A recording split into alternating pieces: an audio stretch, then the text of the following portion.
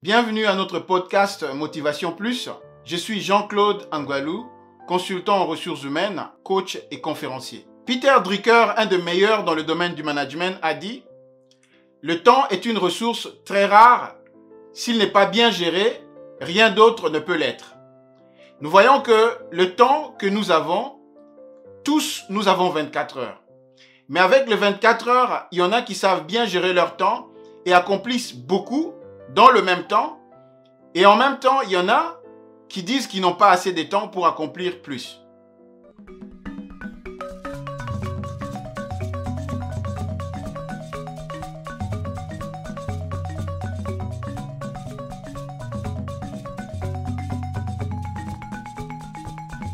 Vous faites une course contre la montre va toujours vous battre, puisque le temps ne recule pas, le temps continue à avancer. Vous courez derrière le temps, mais c'est très difficile, vous ne pouvez pas rattraper le temps. Ce qui est important, c'est préparer en amont, savoir exactement ce que vous allez faire, comme ça les choses vont être faciles et bien définies d'avance. Nous allons remplir une carafe d'eau avec des objets. Nous voyons dans cette première vidéo, cette carafe d'eau, nous allons commencer par remplir avec des objets de grande taille, ensuite des objets de petite taille et à la fin, nous allons remplir avec du riz. Ensuite, dans la deuxième vidéo, nous allons commencer d'abord par mettre du riz à l'intérieur. Ensuite, nous allons mettre des objets de grande taille. Vous allez voir que juste quelques objets vont rentrer et vont remplir la carafe. Nous allons rester avec d'autres objets qui ne vont pas trouver assez d'espace. Mais quand nous regardons notre carafe, ce n'est pas vraiment rempli, il y a des espaces à l'intérieur. Cet exercice vraiment est une belle illustration de comment nous pouvons avoir la même quantité de temps, mais la manière dont nous gérons, nous utilisons, nous consommons notre temps dépendra de comment nous procédons. Si nous commençons d'abord par faire la priorité des grandes choses, des choses qui sont urgentes et importantes, nous allons réaliser plus puisque nous allons commencer par des choses qui sont importantes. Ce qui va faire la différence entre deux personnes ayant le même temps, admettons 6 heures. En 6 heures, il y en a qui travaillent et qui fait plus et l'autre travaille mais fait moins. Tout dépend de la manière dont vous gérez votre temps. Et la gestion de temps est une compétence. La gestion de temps, vraiment, c'est une compétence que chacun d'entre nous doit développer si nous voulons vraiment être efficaces, travailler, accomplir beaucoup de choses au même temps que d'autres personnes qui ont la même quantité de temps mais qui font moins ou plus. Tout dépendra de la manière dont vous gérez. Et ça, c'est une capacité, c'est une aptitude que vous pouvez développer pour améliorer la gestion de temps. Comment vous utilisez votre temps. Nous allons apprendre comment nous pouvons gérer notre temps et comment nous pouvons efficacement utiliser notre temps, optimiser le temps que nous avons afin de produire plus, afin d'accomplir plus et avoir aussi le temps de faire autre chose comme des formations professionnelles, les temps de divertissement, ainsi de suite. La gestion efficace du temps est une des compétences clés que doit maîtriser tout un chacun. Même au niveau des attentes des organisations ou des entreprises, on vous demande d'être performant, mais généralement et très souvent et très peu de fois, on vous dit exactement comment gérer votre temps. La première chose, classez vos priorités en termes d'urgence et d'importance. Dans ce cadran que nous plaçons à l'écran maintenant, nous voyons que la priorité est divisée en 4 cadrans. Le cadran qui est en haut à droite, c'est urgent et important. Alors, tout ce qui est urgent et important doit être vraiment la priorité dans votre planning de la journée ou planning de la semaine. Urgent et important. Ensuite, nous passons à notre cadran de gauche où nous voyons que c'est important mais pas urgent. Donc, quand vous avez fait ce qui est urgent et important, ensuite vous passez aux choses ou aux tâches qui sont importantes mais moins urgentes. Le troisième cadran à droite, vous allez voir, c'est pas important mais urgent. Donc, en troisième position, c'est pas important mais urgent. Ensuite, vous passez maintenant au quatrième cadran à gauche, c'est ni urgent et ni important. Dans la catégorie de tout ce qui est urgent, c'est d'abord la gestion des crises. Donc quelque chose que si vous n'arrivez pas à faire cette tâche ou à accomplir cette activité, ça risque de créer une crise. La deuxième chose, c'est que cette activité ou cette tâche, vraiment, il y a vraiment un temps qui est limité et très strict. Ensuite, une autre activité qui a besoin vraiment de beaucoup d'attention. Dans le premier cadran, nous avons la gestion des crises, le problème pressant et projet avec délai très strict, qui demande vraiment beaucoup d'attention. Dans le cadran qui est à droite, où c'est marqué pas urgent, donc ce sont des activités qui demandent une certaine planification, une certaine réflexion. Donc on a vraiment suffisamment de temps pour travailler, réfléchir, développer, planifier. Donc ce n'est pas vraiment urgent. Et dans la partie supérieure, nous avons vu pas urgent et urgent. Nous avons important, le premier palier. Le deuxième palier, nous avons vu, c'est pas important, mais il y a deux box. À droite, nous avons des activités qui demandent une certaine interruption ou appel téléphonique ou certaines réunions.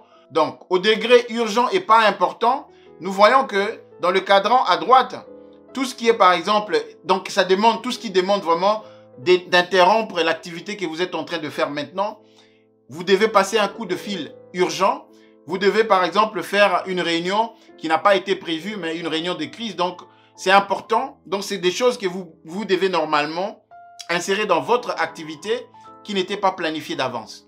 Alors, pour acquérir et développer la gestion de temps, c'est une compétence qui peut être développée. Mais la première chose, c'est d'abord réfléchir. Et réfléchir beaucoup. Prendre le temps de réflexion avant de commencer chaque chose.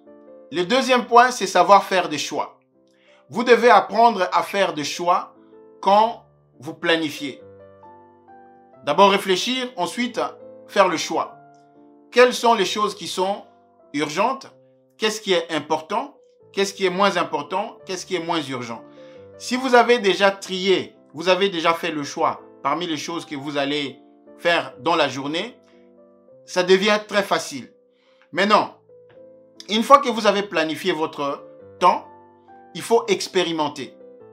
Puisque c'est très difficile de dire que bon voilà, j'ai planifié, ça va se passer exactement comme ça. Non. Quelquefois, il y a des ratés. C'est pour cela, c'est très important de prendre le temps d'abord d'expérimenter d'abord ça. Expérimenter la première semaine jusqu'à ce que on dit généralement que une habitude demande au moins 21 jours pour que ça puisse vraiment rester dans le subconscient et que ça devienne vraiment automatique. Donc, ça vous demande un peu de temps.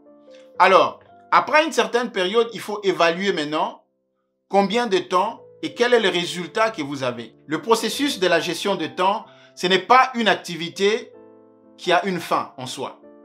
La gestion de temps va continuer toute la vie.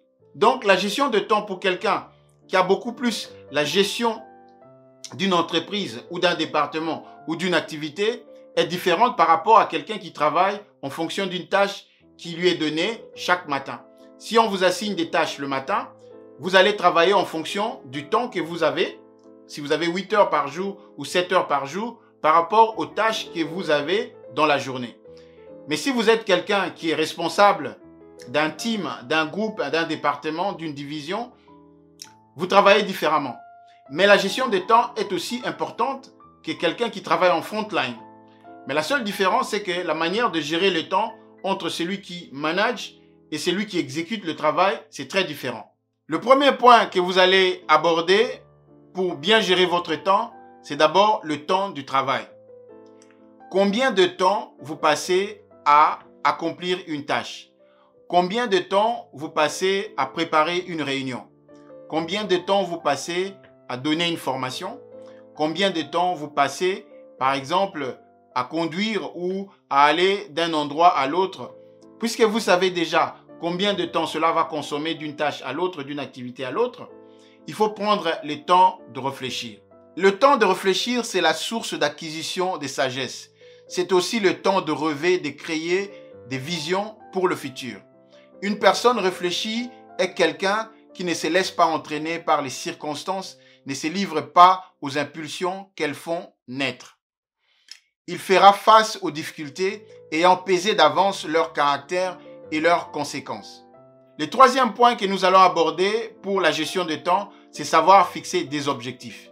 Il est très important de fixer des objectifs journellement, par semaine, par mois, par année ou à moyen, à court et long terme. En ce qui nous concerne par rapport à la gestion de temps, c'est avoir des objectifs vraiment précis pour la journée par rapport au temps. De telle heure à telle heure, je fais telle activité. De telle heure à telle heure, je fais telle activité. Et vous veillez vraiment que pendant que vous avez fixé l'objectif, vous voulez vraiment atteindre cet objectif par rapport au temps que vous avez imparti pour cette tâche, pour cette activité. Le quatrième point, c'est le temps de planifier. Il est toujours important de garder une marge de sécurité par rapport aux activités. Vous pouvez déborder puisqu'il y a des fois, vous pouvez avoir une réunion qui peut prendre 10 minutes de plus par rapport au temps ou à la réunion qui va suivre ou à l'activité qui va suivre après. Donc, il est important de garder toujours une marge qui va vous permettre d'être beaucoup plus flexible entre deux tâches ou deux activités. Le cinquième point dans la gestion du temps, c'est le passage à l'action. Le passage à l'action ou l'exécution du planning vous permet d'évaluer à la fin si vous avez respecté le temps que vous avez imparti pour chaque activité ou chaque tâche. C'est très important et c'est à la fin de la journée que vous pouvez faire cette évaluation pour voir si vous avez eu suffisamment de temps d'une tâche à l'autre, d'une activité à l'autre et vous avez réservé le temps, toujours comme j'avais dit, une marge entre deux activités qui va vous permettre peut-être de déborder ou de restreindre le temps ou de diminuer le temps par rapport à une tâche si vous avez encore d'autres tâches ou d'autres choses que vous pouvez faire. Donc, c'est important, le passage à l'action. À la fin, faire une évaluation de la journée et savoir si vous avez été successful par rapport à ce que vous aviez planifié. Le sixième point, c'est le temps de détente ou le temps de divertissement. Vous avez réfléchi, vous avez planifié, vous avez exécuté. Et maintenant, il faut aussi envisager que quand vous avez fait votre planning, il faut toujours réserver de temps, votre temps libre, le temps de détente. Puisque si vous travaillez d'une tâche à l'autre comme un robot, à la fin, vous allez être épuisé complètement et vous n'allez même pas continuer avec le rythme.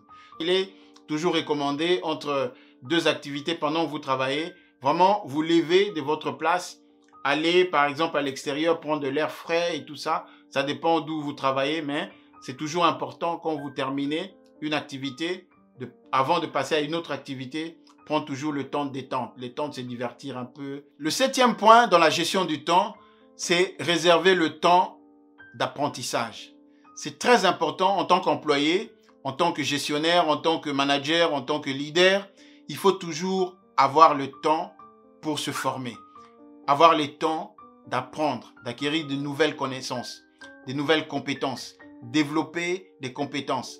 Si vous êtes un manager, vous avez besoin d'apprendre dans le domaine du management. Si vous avez un employé, vous avez besoin d'apprendre, lire dans le domaine qui vous concerne. En tout cas, c'est très important. Ici, je ne parle pas de tout ce qui est hobby, de tout ce qui est passion. Donc, je parle par rapport à votre activité.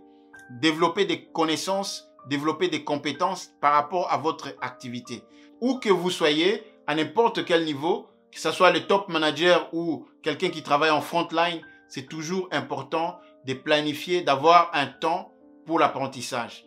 Les temps de formation, c'est très important. Et de plus en plus, ça devient tellement facile que l'accès à l'information et à la connaissance est tellement disponible et facile à accéder au niveau des réseaux sociaux, au niveau d'Internet. Vous pouvez faire une formation en ligne, vous pouvez faire une formation en interne, vous pouvez lire, commander des livres, vous pouvez faire des webinars par exemple, pour faire des conférences ou téléconférences avec beaucoup de formations maintenant que nous donnons sur Zoom par exemple, faire des formations à distance.